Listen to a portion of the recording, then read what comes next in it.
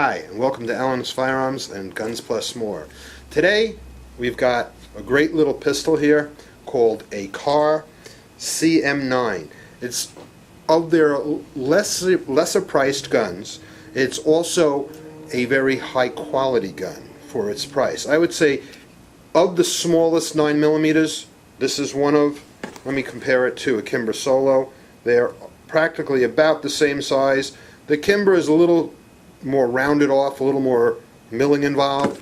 The KAHR is a little squarer. KAHR does make an upper style of this called a PM-9, and the PM-9 has a little more rounding to it, so it has a little more smoother look. Okay, so there is the PM. This is actually a PM-40, but it's the same size as the PM-9. But you can see the difference in the milling on the slides. Okay,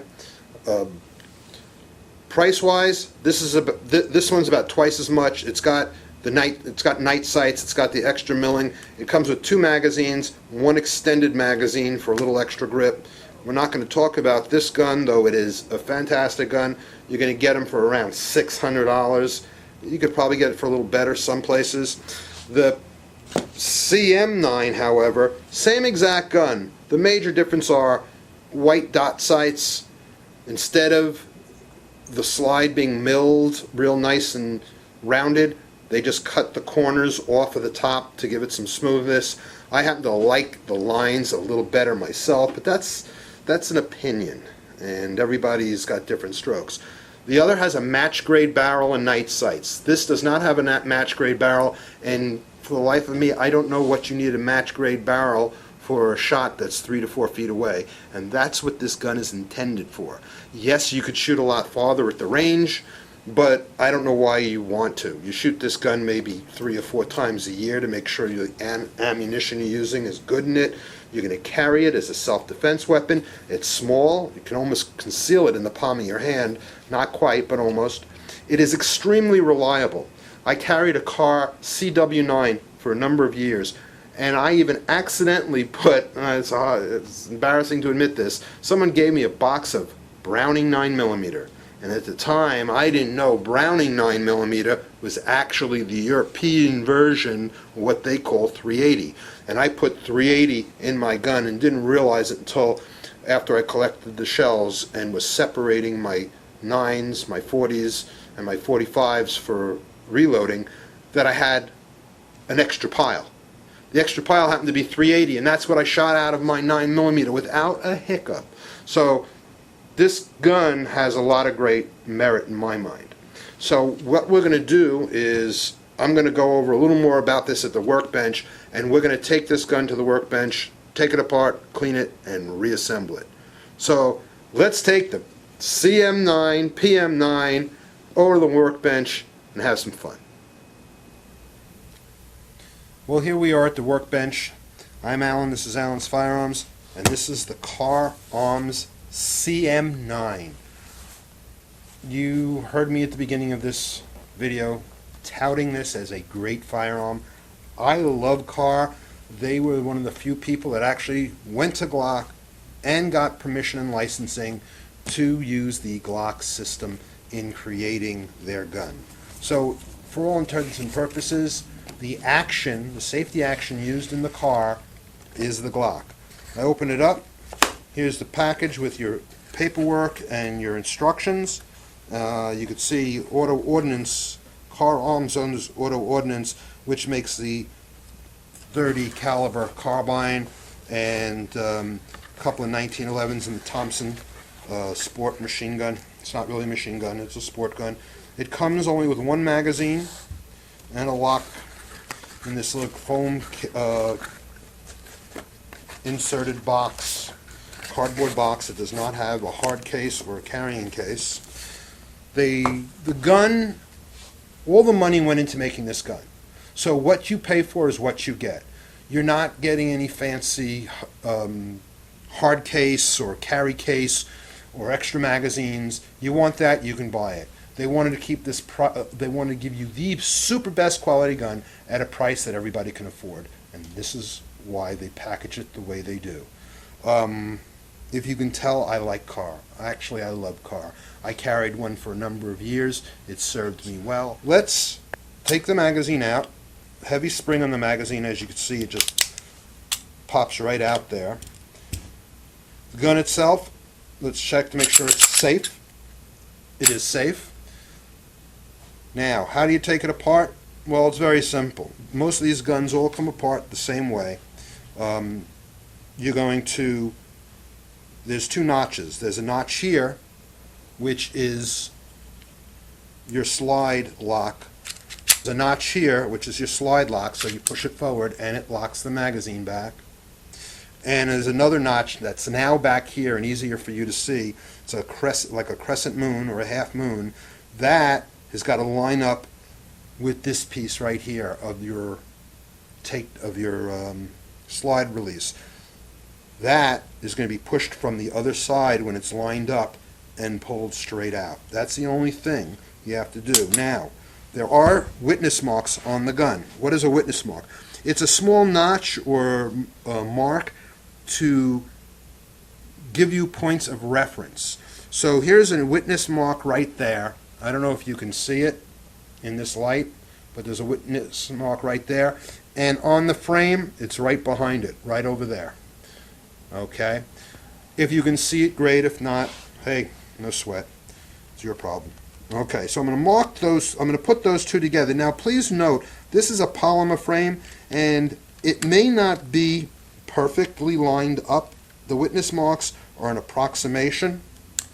So there we go. I get my approximate. I'm pushing the button from the other side as I get the witness marks in line and moving them back and forth a little bit, and it came right out. Pull the trigger. Now, I checked to make sure this gun was loaded, but since you need to pull the trigger to remove the slide after you take out the pin, hold it from the back, pull the trigger, and slide it forward. Do not pull that trigger with your hands in front of the barrel, and also point it in a safe direction. There's nothing over that way in this shop, so it's safe. Here we go. Same as most of the other guns. Very simple. Press the spring forward.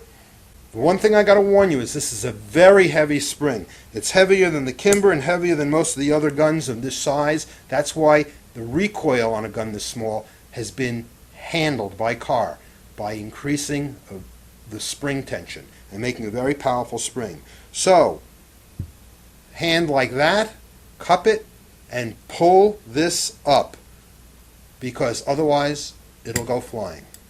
So I pull it up and I take it out. I'm going to take a chance about it going flying just so I can show you how, so you can actually see what I do to take it out. You can see that it's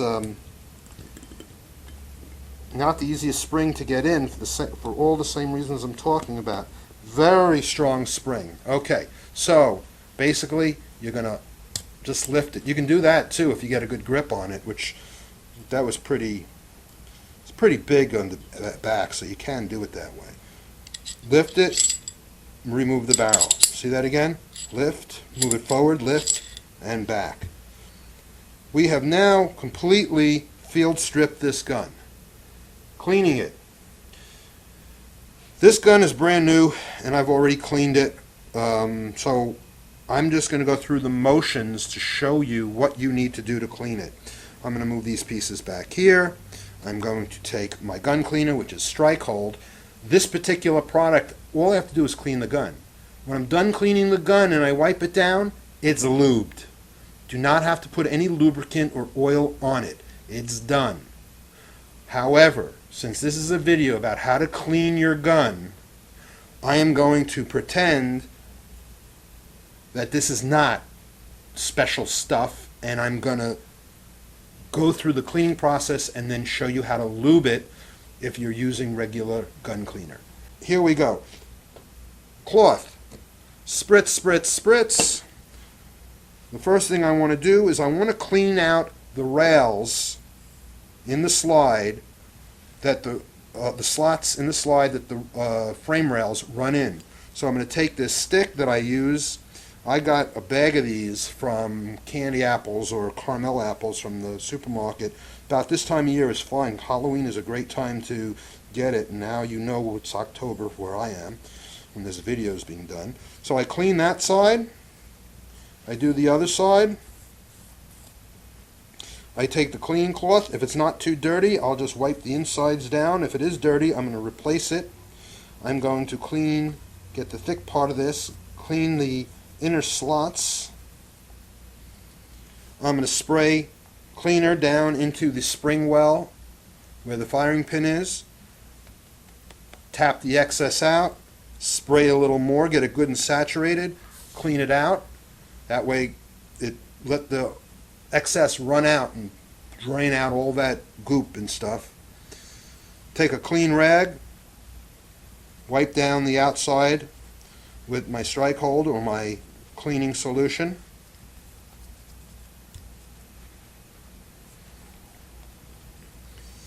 There we go, that's done. I take my barrel, wipe down my barrel real good, make sure I get that's my ramp. Look how nice and shiny it is. Okay? When you're done cleaning it, it better be that shiny, like a mirror, because that's what your bullets ride on as they go in. That's where you're going to cause a jam. If it's the ramp's fault, that's where it happens. I'm going to clean the ramp itself and the upper ramp, the top part. That is part of the ramping system too. Very important. If the bottom is clean and the top is dirty, you may still have a problem. Now I'm going to take a cleaning cloth and put it in my cleaning stick, saturate it with cleaning fluid, put it down the barrel and clean it out real good.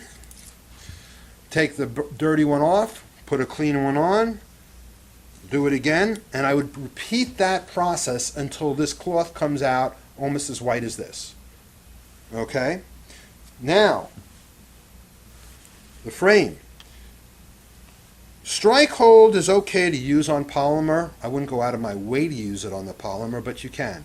The best thing to do the frame is a little soapy water, palm olive in it, wipe it down, and then wipe it off, and then hit it with the strike hold in the right places. And when you're wiping it down, you don't want to get that soapy palm olive water on your trigger or in there. It's just to get the dirt off of the grip. A lot of cleaning solutions will screw this polymer up. So if you're not using strike hold, read the instructions very carefully. Go online and do some inquiries, or just play it safe and do not use the cleaning solution directly on here.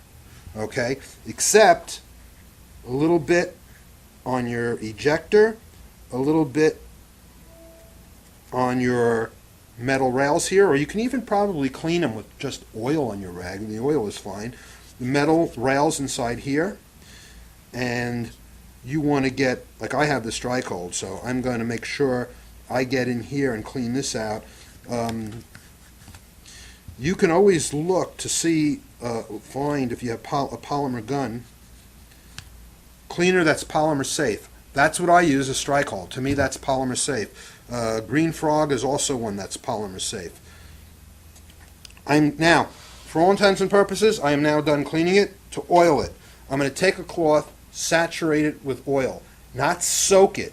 Just make it so to the touch, you can feel the oil. If you put it on a dry finger and went like that, it would leave a little residue. That's all you want to do. Residue. Too much oil will foul up your gun. 1 drop of oil down into your trigger mechanism, 1 drop of oil down into your safety mechanism. Cloth, get out the excess, damp, the moistened saturated cloth that I just told you about, down the rails, a little over here on the screw, on the spring. Make sure you get the metal points of the rails done. Wipe down the outside of the barrel, the ramp, push that oily rag through the barrel, wipe down the inside of the slide, put a couple of drops of oil right down in here where the spring is for your firing pin. Let it tilt forward, you get it in there. Then take your damp cloth, get up the excess, run it down the slide rails, wipe the inside of the gun down, and wipe the entire outside of the gun down. What I would recommend highly, instead of using oil on the outside, you wipe down the outside with a microfiber rag with a little straight gun cleaner, and then get gun wax. Flitz makes a gun wax, knife and gun wax, or any good car wax. When the gun's back together again, wax your gun and then buff it. If you have a polymer grip, wax the metal parts first. When I'm saying metal parts, I'm just talking about the slide release. You can even do the outside of the barrel if you want. Don't put any on your ramp. I wouldn't do that. But the outside of the barrel, I feel comfortable with you waxing, and then buff it up with a microfiber rag. It'll give the gun a great luster, just like your car, waxing your car, but it will actually protect it better against moisture, rust, and water than your oil, because oil floats on water. Wax doesn't. Wax will coat it and protect it. Okay, let's put this puppy back together again. We just drop in. See it from another angle. Drop it in, push it back. The spring. If the spring comes off, remember, wipe these two pieces down and clean them. The spring has an unfinished end, just as if it was clipped with a clipper, and then the other spring end is wound back upon itself. That's the side that always goes on your spring guide rod. The sharp part goes into the little hood. Very carefully push it forward and push it down. Let me show you that from another angle. Watch the back. Push it forward. This is really difficult to show you because it's such a hard spring, and then down.